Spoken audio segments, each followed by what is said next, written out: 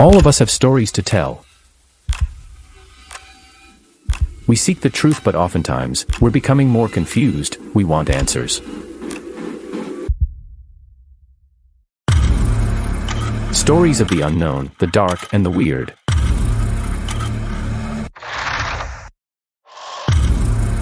Stories from the Great White North and from all over the world. Come join us as we seek the truth. Find the answers, discover the mysteries, and face our fears.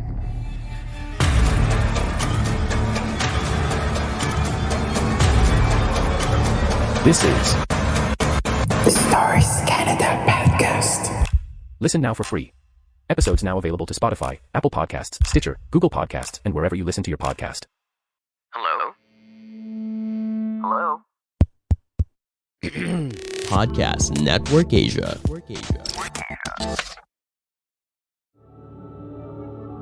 This episode may include topics, references, or discussions around sexual assault, domestic violence, stalking, physical violence, or subject matters that may be disturbing to some of our listeners.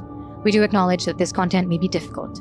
We also encourage you to care for your safety and well-being.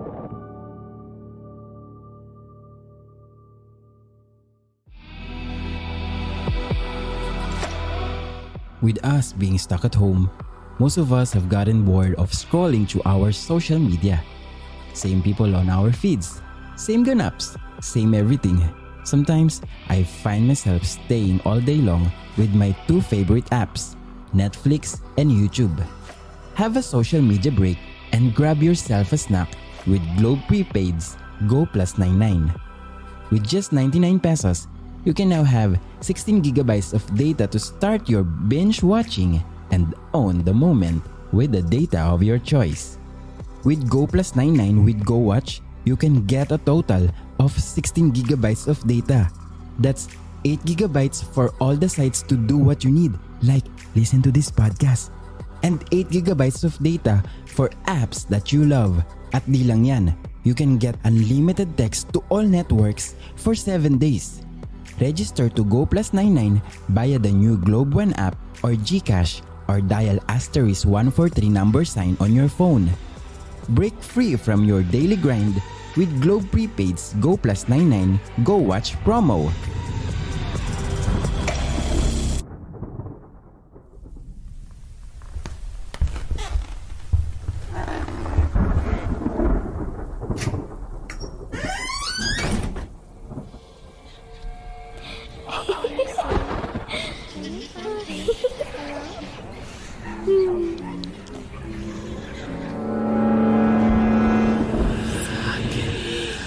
Stories Philippines Podcast.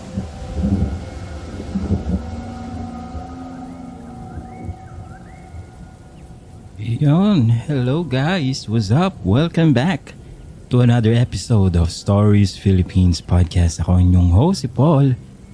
At welcome ka dito sa ating maulan na gabi. At may pa sound effects pa. Welcome at kamusta ka? I hope you're good. I hope you're alright. Despite ng mga nangyayari sa ating paligid, with all the confusion and stuff, you know, I hope na okay ka lang. Kung saan ka man nakikinig all over the Philippines, welcome. At ano nga ba yung pag-uusapan natin ngayon? Ang mga pag-uusapan natin ngayon is about mga pagpaparamdam. Yan yung mga pagkukwentuhan natin ngayon. At sisimulan natin yan sa nag-send ng story sa atin from Pat. Pasimulan na natin. Wala nang ano pa, kabog-kabog. Ay, ang tawag dun. Basta ganon. Let's go.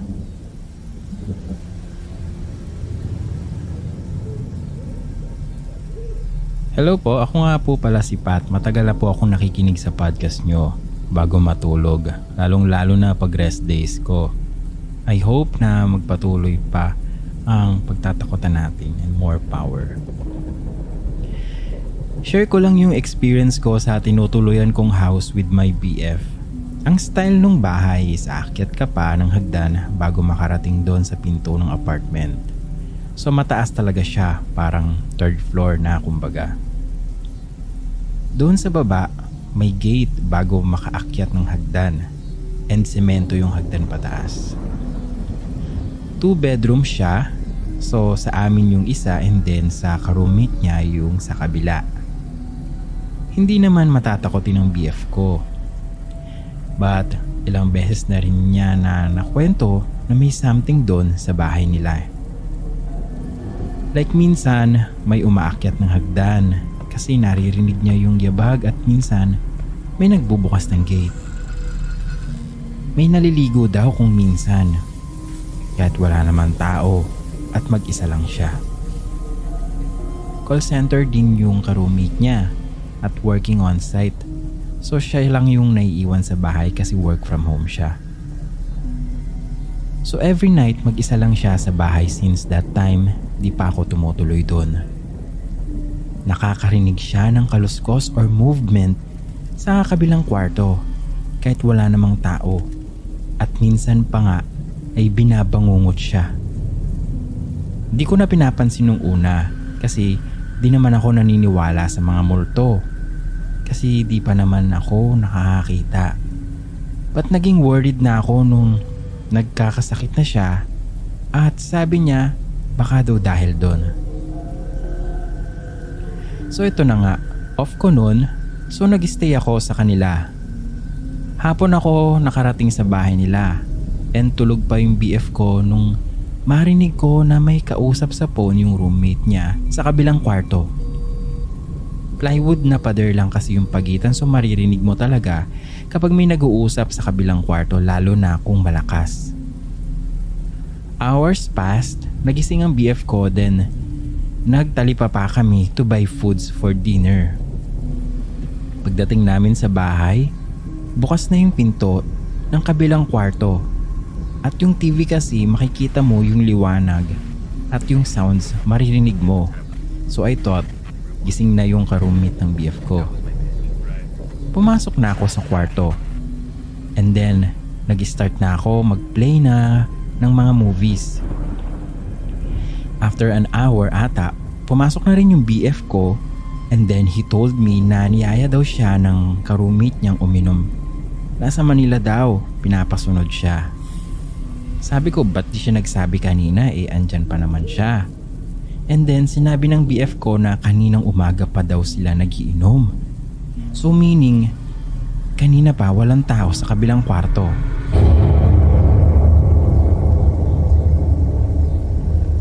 So, sinabi ko nun, nope. Nakita ko pa bukas yung pinto at yung TV pagpasok namin from the market. As in ilang ulit kong sinabi kasi I saw it talaga. But pinagpilitan na lang din ng BF ko na wala na daw tao doon kanina pa. So sino yung narinig kong boses na may kausap sa phone? At yung TV, pati pinto bukas? Lumabas ako ng kwarto to check. Baka kasi piniplaytime lang ako ng jowa ko. And then, yun na nga. Sarado ang pinto sa kabila. Di ako mapakali until dinner time kasi I knew what I saw. Eventually, sabi sa akin ng BF ko, hayaan mo na kasi, huwag mo nang pansinin. Ganyan din ako minsan, di ko na lang pinapansin. Doon na ako kinilabutan and then tumigil na ako kasi medyo natakot na rin ako noon. So nanonood kami ng mga 3 movies and we finish around 3 or something na. So nakahiga na kami nang may narinig akong umiiyak sa kabilang kwarto. Natatakot na talaga ako.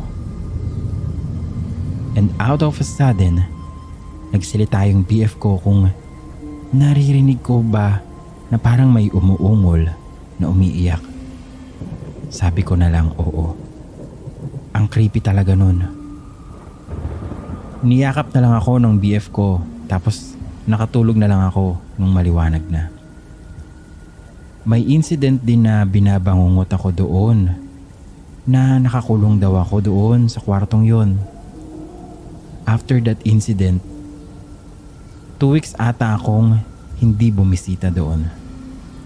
Sinabi ko na lang na naka-RDOT ako. Kahit hindi.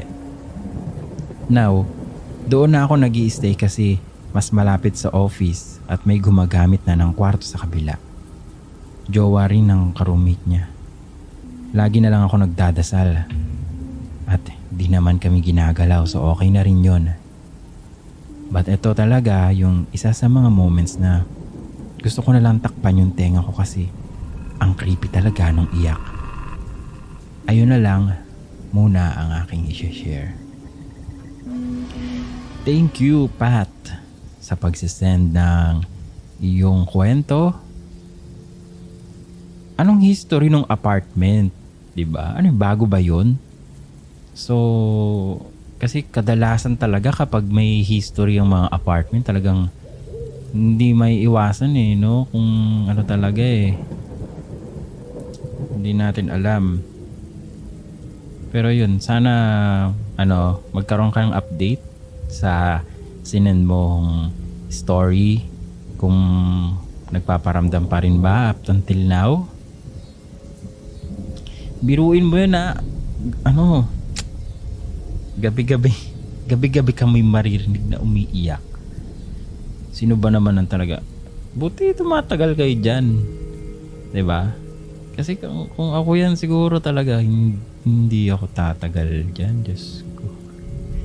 Grabe yung ganun. Yung ewan. Okay. So umiiyak. Baka may pinatay dyan or may na-rape or may nagpakamatay. Ganun. Or yung mismong lupa na kinatatayuan ng bahay na dating may nangyaring kababalaghan at merong attachment pa yung yung mga nandyan ng mga espiritu, di ba? Pero anyways, I hope you're fine. Always pray palagi. Ayan ang the best na panlaban natin, ang prayers. Thank you so much for sending that story. At next story na tayo. Noong nawala na si Mama, laging umiinom si Papa pero dumating din sa point na nag-focus siya magtrabaho.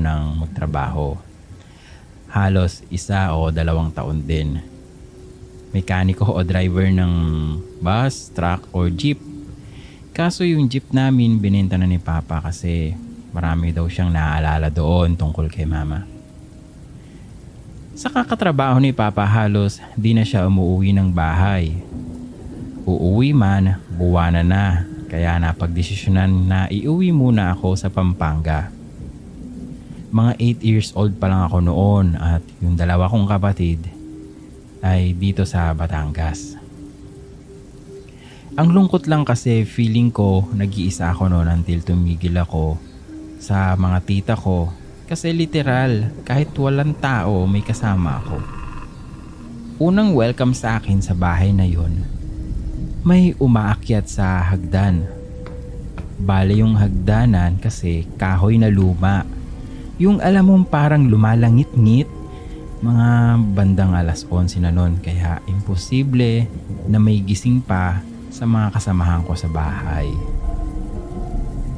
Yung dibdib ko nun, ibang-iba. Yung kabog kasi, yung kwartong tinutuluyan ko. Baba ng hagdan. Tapos palakas na nga ng palakas. Meron pa na naglalakad sa taas ng bahay para siyang naka-combat shoes na nagmamarcha sa taas pero isang tao lang. Bale, 2 kwarto yung na may space sa gitna na may nakalagay na santo. Religious kasi si Ima. Halos di ako makatulog noon kaya kada tatawag si Papa sa cellphone, lumalayo ako sa mga tita ko tsaka ako iiyak nun. Sasabihin ko na iuwi na ako sa mga lola ko sa Batangas. Hindi naman ako makapagsabi sa mga tita ko dahil nahihiya nga ako. Mga ilang araw, pinalipat na ako sa kabilang bahay para may kasama na yung pinsang kong babae. Sa isip-isip ko noon, baka sinabi na rin ni Papa at sobra akong nagpapasalamat kasi nga makakatulog na ako ng maayos. Uso noon ang pocketbooks collection. Yung pinsan ko mahilig doon kaya nakikibasa ako para pampaalis ng inip. Yun lang yung routine ko since bakasyon din noon.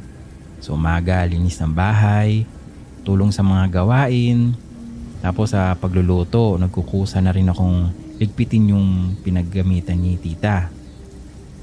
So ayun na nga, kapag ako nagbabasa ng pocketbook, horror din, tungkol sa mga vampire pa nga yun eh. Gusto ko tahimik, kaya doon ako sa unahang bahay tumatambay. May dala pa akong sarsi noon tsaka tinapay, naalala ko. Napakatahimik sa kabilang bahay. Tamang-tama sa pagbabasa ko. Nang biglang may nahulog doon sa kwartong tinulugan ko dati. Kinabahan agad ako kasi wala namang ibang tao noon. Kasi pumasok yung mga pinsan kong lalaki sa trabaho. Pati na rin yung mga anak nila, wala din. Kaso ususera nga ako, kaya sinilip ko pa rin kahit nakakatakot na nga. Halos nanghangatok yung tuhod ko, pero usisa pa rin ako.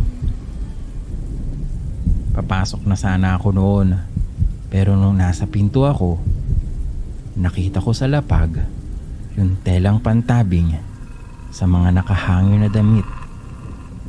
Pagtingin ko sa barong na nakasabit, kitang-kita ko na may aparisyong ulo doon. Ang lamig ng kamay ko noon. Yung itsura niya, di ko kilala. Matanda na pero parang nakatingin sa kawalan. Hindi talaga ako noon makagalaw. Yun yung nasa punto ka ng buhay mo na gugustuhin mong mahimatay na lang sa takot. Buti na lang tinawag ni Tito yung pangalan ko. Tsaka ako nagtatakbo palabas ng bahay. Sayang yung sarsi na iwan ko. Wala pa sa kalahati yun, pati yung pocketbook na iwan ko na din. Kaya sigurado akong magagalit yung pinsan ko. Iyak na ako nun sa tito ko. Tsaka lang ako tumahan nung dumating si tita. Nahimasmasan lang ako nung pinainom na ako ng tubig tsaka sinabi ko yung nakita ko. Sinabi lang sa akin ng tita ko na death anniversary ni Tatang, yung papa ni Mama. Kaya daw siguro nagparamdam. Hindi ko pa kasi nakikita yun. Hindi ko inaabot ng buhay kaya di ko masyadong kilala. Simula nun, hindi na ako umiinom ng RC doon sa kabilang bahay tsaka nagpapasama na ako sa pinsan ko kung kukuha or may kukunin kami doon. At kinuha rin namin yung pocketbooks niya doon. Salamat po. Hanggang dito na lang. May Batanggenyang Kahera. Ayun, thank you po sa yung story. May naalala ko din sa story na yan. Doon naman sa, hindi ko alam kung naikwento ko na to sa inyo guys. Pero kung hindi pa man, ito kwento ko ulit, saglit lang. Yung may friend ako, may kakilala ko dyan sa may bandang liblib na lugar na sa may Rizal nga, sa may Baras. And then meron silang malawak na lupain doon. And then may kubo. Medyo malapit lang naman yung bahay sa sa kalsada. Pero yung kalsada kasi that time, hindi pa sementado. Tapos kung mapapanood mo yung sa The Road na yung talagang rough road siya. Tapos yung may mga talahib sa gilid-gilid o kaya may mga puno na malalaki sa gilid ng kalsada. So imagine that, gano'n. Lalo kapag gabi. So yun, pupunta kami doon. First time ko noon. First time ko nga yata nandun. And then hindi naman malayo masyado. Mga ilang steps. Siguro mga 50 steps. From the kalsada, from the gate to yung bahay mismo, yung kubo. Pero kasi yung mga bahay noon doon, mga layo-layo, diba? Ganun sa probinsya sobrang, tsaka yung bakuran nila, banlawak. So yun nga, ang lawak ng bakuran nila, dahil puno, maraming prutas. Maganda daw doon kapag umaga. Pero kinamalas-malasan ko is, ang first time kong dumating doon is gabi. Tapos medyo parang wala pa. Walang kuryente noon doon. Nung time na yon. Tapos medyo maulan pa. Kaya imaginein mo na lang yung gantong ambience, ganyan, yung maulan. Tapos yun nga, maputik. Tapos punta kami. Yun, natulog na. Actually, nadat na namin yung mga nandun sa bahay na yung lola at lolo niyang yung nandun. Nagpapahinga na. Nagpapaantok na lang siguro, kukwentuhan na lang, ganyan. Tapos yun, nakahiga na. Di yun, kumain muna kami saglit. Tapos pinatulog na kami. Di yun na. Maya, parang naramdaman ako na, kasi yung itsura ng bahay, diba, kubo, may silong. Tapos, di paligid niya, buong paligid nakapalibot sa bahay or U-shape, puro terrace yun. Ganun sa probinsya, di ba? Kasi parang, hindi terrace, parang open space lang. Tapos sa gitna lang yung pinaka-kwarto.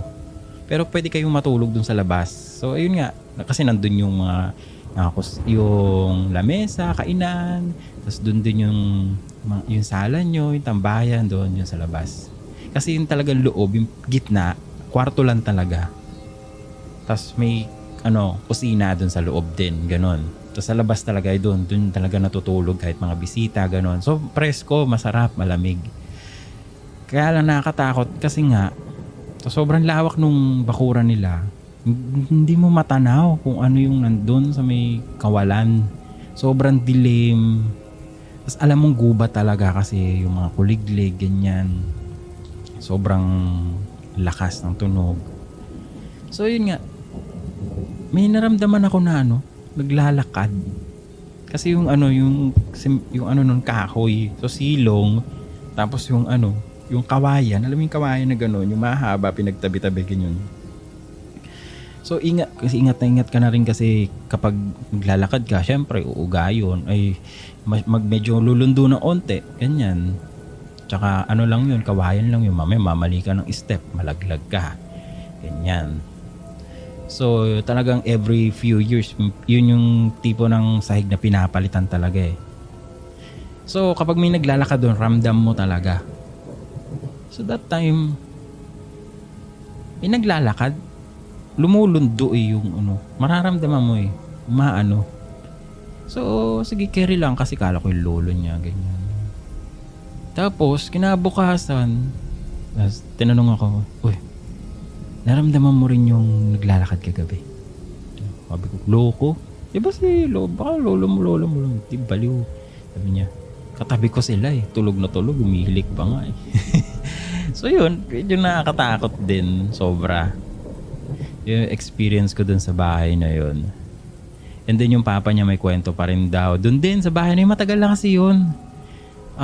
Lolo pa ng lolo nila yung bahay nito. So talagang renovate lang. Palitan ng bubong, palitan ng sahig, ganyan.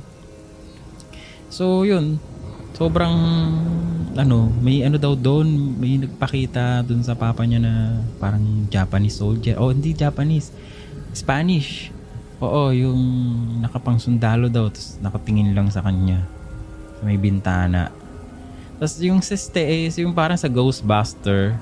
Alam niyo yung mga itsura ng effects doon ng multo, parang ganun daw. Yung parang nag-glow din, pero hindi niyo makita yung bandang ibaba. Mukha lang, ganyan, yung suot. Tapos marami daw doon, marami din. Tapos minsan, ilang beses na rin kasi ako nakatulog doon. So, hindi lang yun yung isang beses. Minsan, merong nasa ilalim. Hindi mo alam kung ano. Kasi nga may silong nga, diba? Tapos may sapinla kayo na ang tawag doon, banig, tas foam. Diba? Ganun. So, ramdam mo talaga kung maglalakad. Diba? Minsan may time na natulog ako doon. Banig lang. Tapos, tela. Diba? Kasi medyo marami kami nun. Diba? Tapos talagang tapos may naglalakad. Alam mo yun, may nakaboots. Yun nga yung naalala ko, may nakaboots daw. So, yun. Ganun na ganun kaya doon sa kwento. Naalala ko talaga. Kaya, creepy experience. Hindi ko sinasabing masaya, pero alam mo yung feeling adventurous ka, parang ganun. Kakaiba, bago sa'yo. Pero nung kinaumagahan, maganda yung paligid. Tapos, kitang-kita mo yung mga hamog, ganyan. Tapos yung marka ng ulan, yung ambon, tulo ng tubig do sa lupa, talagang kitang-kita mo. Tapos yung may mga gapang ng mga early worm, kumbaga yung mga bulate, kita mo pa doon sa bakat pa doon sa mga ganun. Ang saya, masaya yung paligid presko. Kaya yun na lang, yun yung pambawi kinaumagahan. Tapos masarap yung almusal ninyo. Pero yun nga, mga once or twice lang ako nakapasok dun sa loob ng mismo pinakakwarto. Kasi talagang kadalasan nandun sila sa labas. Sa may paligid lang. Pero naman yun, yung may parang parang may mga lona. Kasi sobrang lamig. Sobrang lamig kapag walang lona yun. May mga lona yun kapag inaano nila. So tinataas na lang, nire-roll up kapag umaga na. Ganun. So masaya matulog sa ganun. Kung may experience kayo ng ganyan, just let us know. Yun.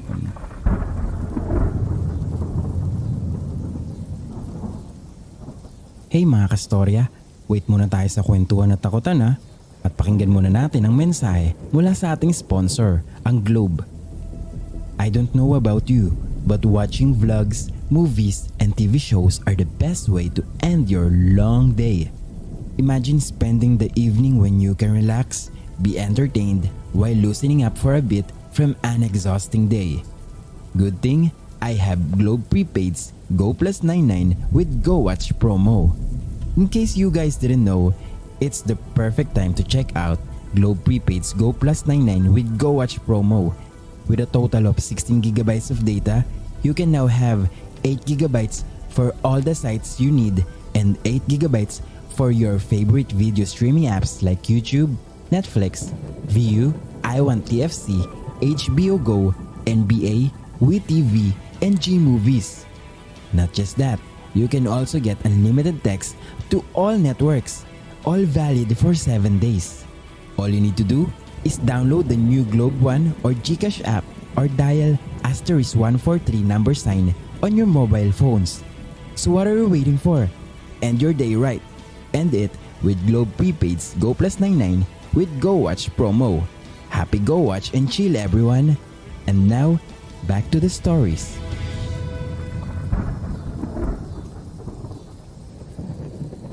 So thank you for this story. Next story na agad tayo. Ito. Ang sabi niya, nangyari ito noong umuwi kami sa Bicol. March 3, 2010. Tumawag ang biyanang babae ko at pinapauwi kami agad sa probinsya dahil wala na raw ang biyanan kong lalaki. Para kahit sa huling pagkakataon ay makita naman daw namin ang tatay ng asawa ko. Isang beses ko palang nakita ang biyanang lalaki ko at ito ay yung time na pinagbubuntis ko palang ang unang apo niya sa asawa ko. Kahit maulan ng araw na iyon ay sinundo ko ang asawa ko sa trabaho para sabihin ang pinasasabi ng biyanan kong babae. Nagulat siya sa nangyari dahil ang alam niya ay gumaling na ito sa sakit niya. Agad-agad nung gabi ay nagbiyahe na kami pa Bicol. First time kong makapunta sa lugar nila. Malayo ang lugar nila at malayo din sa sibilisasyon. Pagbaba namin, sinalubong kami ng mga tao na tila akala mo ay mga artista kami. Pagpasok sa bahay ay masasabi kong nagulat ako sa nadatnan kong burol. Hindi siya yung typical na burol ng mga patay o siguro nasanay lang ako sa patay na nakahiga sa kabaong na maraming ilaw na nakapaligid dito. Dahil ang biyanan kong lalaki ay tila natutulog lamang sa kama at ito ay nakakulambo. Minsan, madalas pa daw ay doon din daw sa tabi ng biyanan kong lalaki tumatabi ang biyanan kong babae para matulog. Unang araw namin ay sadyang naging balisa ang anak ko. 1 year and 4 months pa lang noon yung anak ko. Sobrang naging iyakin siya. Hindi siya nagpapaiwan. Gusto niya lagi siyang kasama o lagi ko siyang karga. Ang sabi ko na lang baka naninibago lang sa mga tao sa paligid. Bago ang huling lamay ay napagdesisyonan na ilipat ang burol ng biyenan ko sa bahay ng pamilya niya sa kabilang bayan. Pero ayaw pumayag ng mga hipag at bayaw ko. Nagkaroon ng sagutan at away. At doon na din nagsimula ang lahat. Hapon na noon siguro mga 4:00.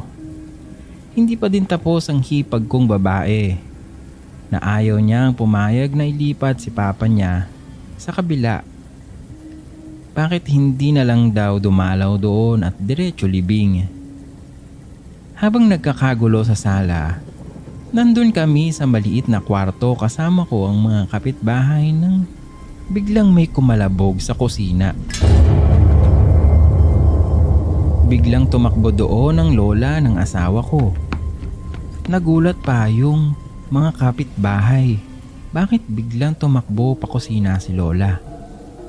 Maya-maya ay lumapit ito at tinanong kami kung narinig ba namin ang mga kalabog sa kusina. Kung saan nakatayo ang mga panggatong na hindi pa nasisibak. Nagsabi ako na narinig ko ang mga kalabog. Dahil sa sobrang lakas noon ay imposibleng hindi marinig. Pero yun ay hindi narinig ng mga kasama ko. Tila dalawa lang kami ni Lola ang nakarinig. Sinabi niya ito sa binan ko. Natakot siya, maging ang hipag ko. Dahil imposibleng makarinig ng kalabog sa kusina. Dahil mga panggatong lang ang nandoon. Pero ang mga panggatong ay maganda pa din ang pagkakasalansan. Sa takot ng hipag ko na si papa niya ang nagpaparamdam ay pumayag na siyang ilipat ito sa kabilang isla para doon paglamayan naman ng side ng tatay niya. Siguro nga nandun pa ang papa niya dahil hindi ko malilimutan nung time na tulog yung anak ko sa kubo. Nakahiga sa kawayang upuan, ihing-ihi na ako. Dahil alam kong tulog, iniwan ko muna para umihi. Sandali lang naman yung pag-ihi na ginawa ko at dumiretso na agad ako sa anak ko. Palapit na ako sa kubo. Nakita ko yung anak ko, naglalakad, palapit sa akin. Napaisip ako, mataas ang upuan, paano siya makakababa? At kung nahulog siya, magkakasugat-sugat o madudumihan ang damit niya dahil malupa doon. Pero malinis pa din ang damit niya at wala siyang sugat. Sinabi ko yon sa asawa ko. Wag na lang daw pansinin dahil baka si papa nga daw niya. Simula kasi nang isilang ko ang anak ko ay hindi pa niya ito nakikita. Araw ng libing. Hindi na kami sumama sa sementeryo dahil nga may maliit na bata ako. Pinaiwan din ng hipag ko ang anak niya na halos kaedaran lang din ang anak ko. Bago pa sila makaalis patungong sementeryo ay nilagnat ang anak ko. Mga ilang oras nilagnat na din yung anak ng hipag ko.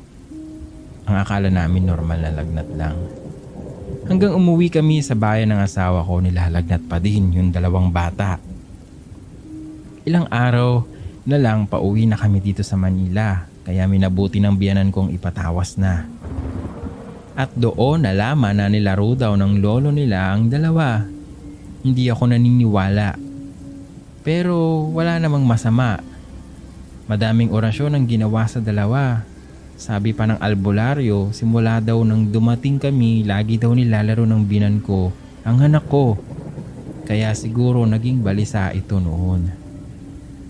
Makalipas pa lang ang ilang oras, sabay na ding gumaling ang dalawa. Napag-alaman ko din na hindi pa din pala nakita ng biyanang lalaki ko ang anak ng hipag ko. Kaya tila nilaro nito ang mga apo niya. From Mrs. E. Okay guys, meron din ako experience sa ganyan. Sabi nila nung maliit daw ako, Patay na yung lolo ko nun. Tapos yung, tapos isa side ng father. Tapos, nagpunta daw sa libingan. Actually, sa libingan ng mga bayani, yung nakalibing. Sobrang lawak nun, di ba? Ganyan.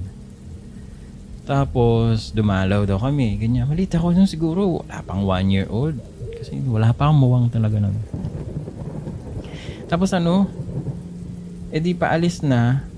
Paalis na yung Hindi raw nila makita yung yung daanan. Parang naliligaw daw sila. Naliligaw daw yung hindi raw sila sobrang lawak nun, di ba? Syempre, hindi nila makita yung exit. Ganyan siguro gusto ko makita. Kasi yun hindi ko na rin naabutan. Ganon. So nawala siya, wala pa ako noon. Tapos nung first time nung dumalaw sila dun sa sementeryo, yun, maliit pa ako noon. So siguro gusto pa ako makita ng matagal-tagal. Kaya yun, hindi raw sila parang hindi sila makaalis. Tapos naliligaw sila, tapos maya-maya babalik, tapos maya-maya nandun na naman sa may puntod. Parang ganun yung nangyari yung kwento. So yun, anyways, sabi yung nag-comment, sabi ay kaya pala ganyan, lalo na pag unang apo tapos di pa nakikita. Di ako natakot, medyo nalungkot ako kasi yung biyanan mong lalaki sa bikyan makasama at makayakap yung mga apo niya. Di siya nabigyan ng pagkakataon makasama yung apo niya. Pero ganun nga din daw yung nangyari sa akin kasi ako yung unang apong lalaki. So ayun, kasi yung mga ate ko naabutan pa naabutan pa nila, nakita pa yata nila. Oo, maliit pa rin sila nun. Hindi ako never na talaga. Kaya iyon, sa libingan ng mga bayani. Tapos huling punta ko dun, parang 6 o 7 years old din nang yata ako nun. Tapos never na kami nakapunta. Pero siguro one of these days, try kong hanapin, tanong ko kay mami, ganyan. Kumakalampag na naman, ano yun? Okay. So, may mga hindi ko alam kung ano lang yan. Anyways, thank you for the story. Ito, nagsabi naman, kaya nilagnatan 2 bata, baka kasi hindi nyo pinakbang sa patay, ganyan kasi yung pamahiin. Dapat daw ihakbang yung mga bata bago ilibing at pausukan ng kandila yung mga kamay ng bata after uwian. Ewan ko lang kasi sa mga pamahiin sa amin kasi ganyan. Naalala ko rin yung libing naman nung uncle ko. Ganun din. Yung mga anak tapos yung mga pinsan, mga pamangkin. Tawid-tawid din sa sa tawag dun. Oo, yan sa kabaong. Ganyan bago. Binuhat-buhat. Ayun. Ito. Sabi pa, may kabuanan ko noon nung namatay yung biyanang kong lalaki. Nung nag-aagaw buhay na siya, bigla niya akong pinatawag. Sinabi ko sa kanya na kung di niya na talaga kayang lumaban, kahit di na niya makita yung kauna-unahang apo niya, pwede na siyang mamahinga para di na siya mahirapan pa. Pagkatapos kong sabihin yun, umalis na ako sa harapan niya. Para yung kamag-anak naman niya ang makausap niya. And after a few minutes, namatay na siya. Nasad ako kasi parang ako lang yung hinihintay niyang makausap nung gabing yon. After 1 week, nung pagkawala niya, nanganak na ako, lalaking lumabas. Yun nga, ito sabi pa, kamamatay lang ng lola ko, si kuya lang ang bantay sa ospital dahil isa lang ang pwede yung bunso kong anak, months old pa lang noon. Tapos lagi kasi nilalaro ni lola yung anak kong bunso. Nung malakas-lakas pa siya. Nung 12:00 ng gabi biglang nilagnat yung anak ko nang biglaan. Wala namang ubo o sipon. Kahit maya-maya nalaman namin wala na si lola. Tapos kinabukasan bigla na lang din nawala yung lagnat ng baby ko. Minsan nagkakataon lang din siguro, guys. Oo. Minsan Ito may sabi. Dapat isinama nyo sa sementeryo yung anak nyo, pati anak ng hipag mo. ilaktaw o yung itatawid nga daw sa kabaong ng biyanahan mong lalaki. Ganon kasi kalimitan ng ginagawa dito pag may batang kaanak na namatay. Iba-iba rin naman din siguro. Baka dun sa kanila pinapaiwan na lang sa bahay. Yung iba pinapasama sa para itawid. Yung iba sinasama sa libing. Hindi, joke. I mean, sinasama sa pakikipaglibing. Hindi, joke na. So, ang weird no. O lahat ng apo tumalon na sa pumasok na sa nicho. Ayun. Ang bad mo dyan, Paul. Okay, sige. Next story po tayo. Okay, sige. Natatawa ko. Kasi ganun, di ba? Minsan, ganun yun. Kayo diba? O lahat ng apo, pamilya na, itatawid na. Ano kaya kung naman? Lahat ng apo, tumalon na kayo. Ayun. Okay, sige. Yun. Thank you for those stories. Ito, last story na natin siguro. Tingnan natin ito. Sige. Hi. I just want to share my story. Nangyari to last 2013. I'm from Pampanga, by the way. Namatay si Dad last 2013 because of complications sa kidney. Nung first night ng burol, kami ni Mami yung nakatoka na magbantay sa burol. Buong gabi. Then yung mga tita and tito ko naman, matutulog muna. Mga 3:30 AM na nung sinabihan kami ni Mama, ni Tita Tin, not her real name, na matulog na daw. Kasi sila naman daw yung magbabantay. Unang pumasok si Mama sa kwarto nila, Daddy. Habang ako naglinis muna ng mukha. Doon sana ako papasok sa kwarto ko. Kaso nandun yung mga iba kong tita na natutulog at wala nang space. Kaya doon na lang ako pumunta sa kwarto nila, Mami. Pagpasok ko ng kwarto, sobrang lamig ng hangin sa loob. Hindi naman nakabukas yung aircon. Nakasarado rin yung mga salamin pero sobrang lamig. Summer that time nung namatay si Daddy. Humiga na ako sa kama. After 15 minutes, di pa rin ako makatulog. Nababother ako kasi malamig talaga. At iba yung lamig na dala. Parang meron nang iba sa loob ng kwarto. Tinanong ko si Mami kung nilalamig ba siya. Sabi niya hindi naman daw, tsaka mainit nga daw eh. So hindi ko na natiis noon yung lamig kaya lumabas na lang ako. Paglabas ko, mainit sa labas, hindi parehas sa loob ng kwarto ni na Mami. Sinabi ko sa lola ko na nanay ni Daddy yung nangyari. Ang sabi niya sa akin, paborin muna at suya kasi Daddy mo king kwarto yo. Sabi niya pabayaan ko na lang daw kasi nandun daw si Daddy sa kwarto. Kinilabutan ako kasi ayaw ko kasi yung ganyong setup kaya hanggang umaga di na ako natulog. Nailibing si Daddy tapos wala nang ibang paramdam.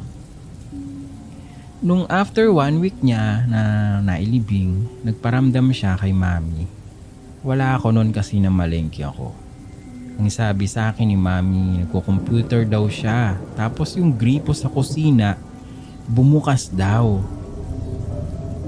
Tinawag niya daw yung pangalan ko kasi baka nakarating na daw ako kaya bumukas yung gripo. Kaso walang sumagot kaya siya na lang daw yung nagpatay. Bumalik siya sa computer at after 5 minutes daw bumukas na naman yung gripo. Pinuntahan niya ulit yung gripo at pinatay tapos pumunta na naman siya sa kabilang bahay para tanungin yung mga tito o tita ko kung pumunta ba sila sa kusina namin kaso wala nga daw. Bumalik na lang si Mami sa bahay. Nung nasa bahay na daw siya, doon niya lang naalala na mahilig maghugas ng kamay si Daddy.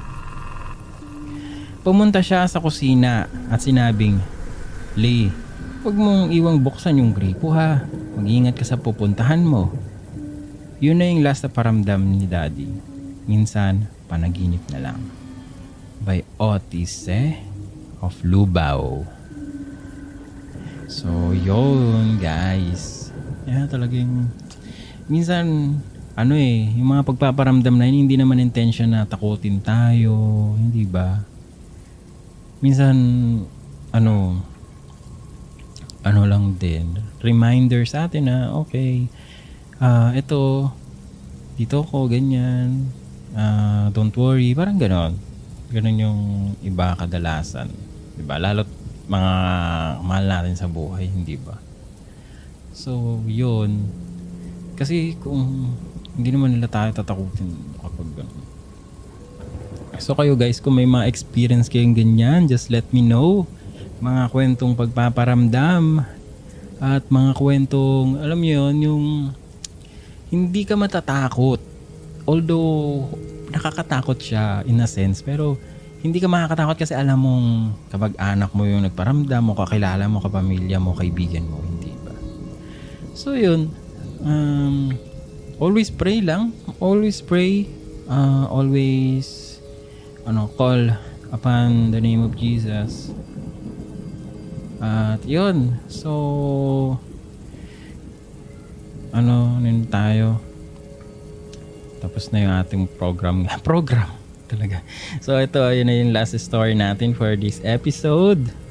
Medyo mahaba na, 43 minutes na tayo. Thank you so much guys. This has been your host Paul, at sa pangalan ng aking co-host na si Rap, kayo ay nakikinig dito sa Stories Philippines Podcast. Kung may mga may mga kwento kayo, padala nyo lang sa ating link na nasa, or email na nasa description ng ating podcast. At maging yung mga social media natin, nandyan din. Huwag kalilimutang magbasa lagi. Ugaliin nyo magbasa ng mga show notes. Malay nyo may mga freebies, may mga codes dyan na pwede nyo gamitin. O may mga pag-giveaways tayo, di ba? Malay mo may mga Easter eggs. So thank you so much uli. Ako inyong host si Paul, at ito ang